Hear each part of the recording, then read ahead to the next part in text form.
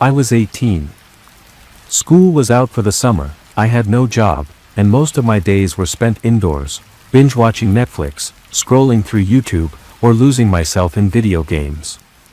My parents had gone out of town for a few days, leaving me home alone. That wasn't unusual. It had happened plenty of times before. Usually, I'd invite a friend or two over, but that night, I was just enjoying the solitude, lounging on the couch, a familiar show playing in the background, phone in hand. It was late, probably around 11 or maybe even midnight, when a sudden knock at the front door broke the stillness. I paused the TV and sat up. At first, I didn't think much of it. But just as I was about to approach the door, a chill ran through me. Who knocks at this hour? I stepped up to the peephole and looked out. Two men stood on the porch. Both dressed similarly. No uniforms. No delivery gear. Just, standing there, silently waiting for someone to open the door. I froze. My instincts screamed at me to stay quiet, and I listened. A moment passed. Then one of them called out, "We're here to speak with Mr. and Mrs. Ian." That was my parents. Not their real name, I've changed it for privacy. But why were these strangers looking for them so late at night? I stayed hidden and didn't respond. After a short exchange between them, too quiet for me to hear, they stepped away from the porch and vanished into the darkness. I noticed something unsettling. I hadn't seen any headlights. No engine. No car. Had they walked here? I sat back down, uneasy, and kept the TV paused. Just in case. A few minutes later, I heard footsteps again. This time, they didn't knock.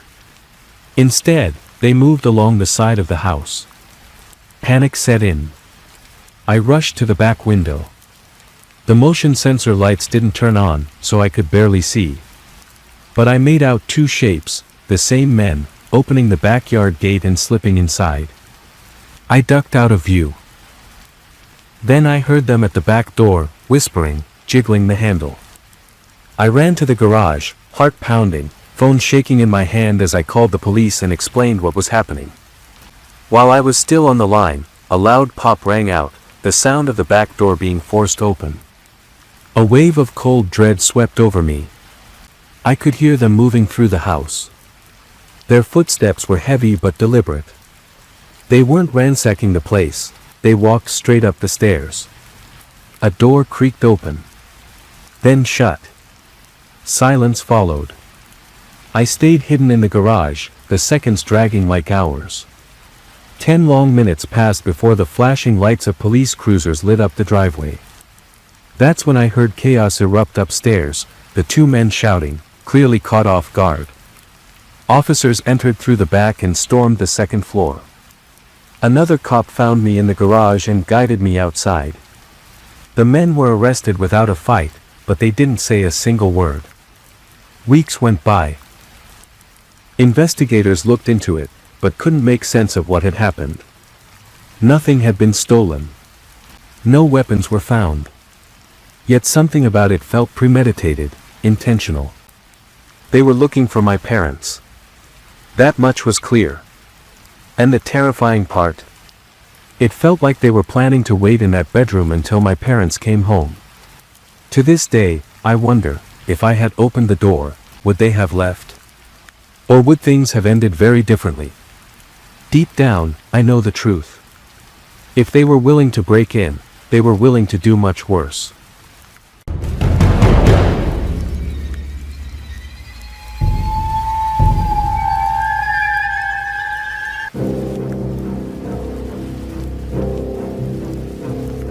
It was the beginning of summer.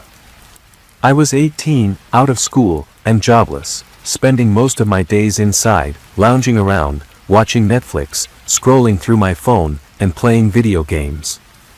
My parents had gone out of town for a few days. No big deal. It happened often.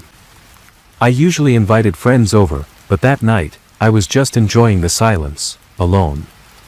It was late, maybe around 11 or midnight, when there was a knock at the front door. At first, I didn't think much of it. I got up and paused the TV. But just before opening the door, it hit me, it was way too late for a normal visit. I peered through the peephole. 2 men stood outside, dressed similarly. No badges. No delivery gear. Just standing there, waiting. I stayed silent. Then one of them spoke. "Hello. We're here to speak with Mr. and Mrs. Ian." My heart dropped. That's my parents. But I changed the name here for privacy. Still, I said nothing. They waited a moment longer, whispered something to each other, then turned and walked off the porch. Weirdly, I never saw headlights. No car pulled up. Had they walked here? I sat back down, but didn't press play on the TV. Something felt wrong. Minutes later, footsteps. Back on the porch. But this time, no knock. Instead, I heard them walk along the side of the house. I rushed to the back window. They opened the backyard gate and entered. I ducked, didn't want them to see me. Then I heard them at the back door. Talking quietly. Then, fiddling with the lock. That's when I grabbed my phone, snuck into the garage, and called 911. I was whispering to the dispatcher when suddenly, a loud pop echoed through the house. They were inside. Their footsteps creaked through the hallway, then up the stairs. To the bedrooms. I heard a door open, then close. Then, silence. For 10 agonizing minutes, I waited in the dark of the garage. Not moving. Not breathing. Then, flashing red and blue lights lit up the front of the house. As soon as the cops arrived, I heard a scuffle upstairs. The 2 men were arguing.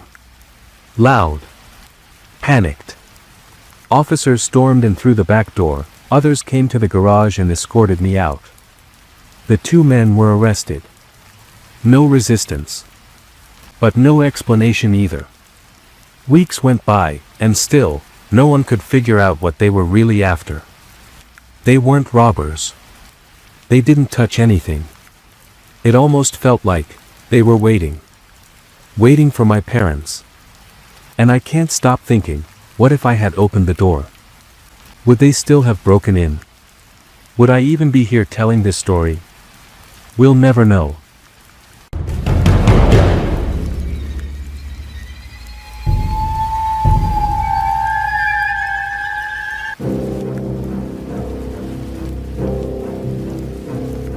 A few months ago, I listed an office chair for sale on Craigslist.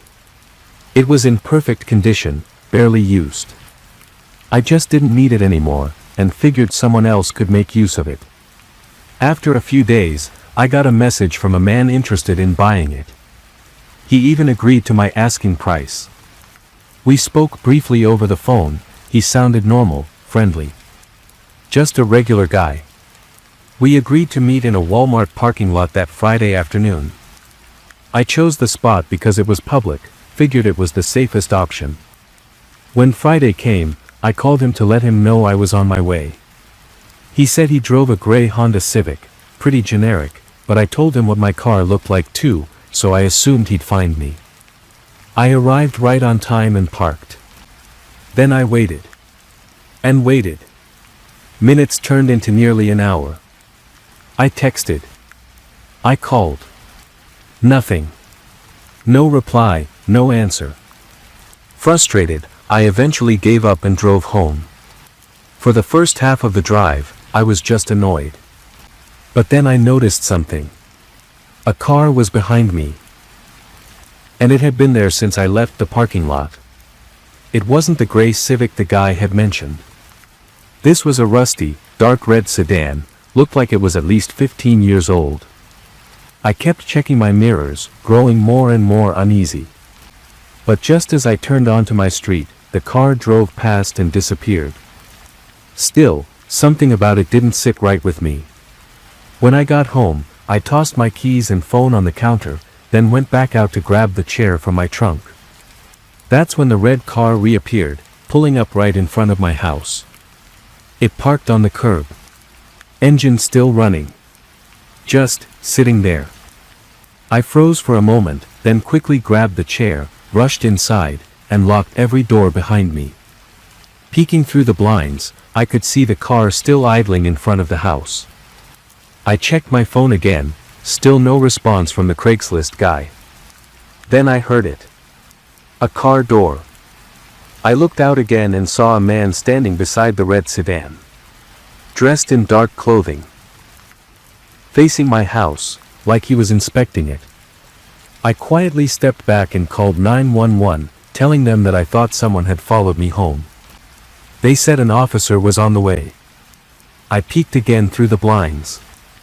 The car was still there. But the man was gone. My pulse spiked.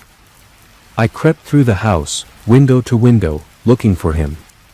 It wasn't until I reached the back door that I saw him again, inside my fenced backyard. He was just standing there. Staring up at my house. Watching. My heart was racing. I was terrified he was about to try to break in. Then, he moved. He walked toward the side of the house. I sprinted back to the front window, thinking maybe he was heading back to his car. But he never reappeared. Then the police arrived. The red car was still there, parked outside. But the man? Gone. Nowhere in sight. Even weirder, the car was completely empty. Not a single piece of paper. No license.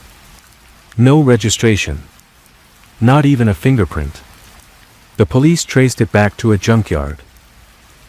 It had been bought years ago, and that was the last record of it. The officers were baffled. There was no sign of forced entry. No break-in attempt. Just a man who showed up, watched my house, then vanished, leaving behind a car that couldn't be traced. They agreed, it was almost certainly the same guy from Craigslist. The email he'd used was fake, the account untraceable. He never wanted the chair. He wanted something else. It's been a couple of months now, and nothing's happened since. But I can't shake the feeling that he's still out there, maybe waiting, watching, and planning to come back when I least expect it.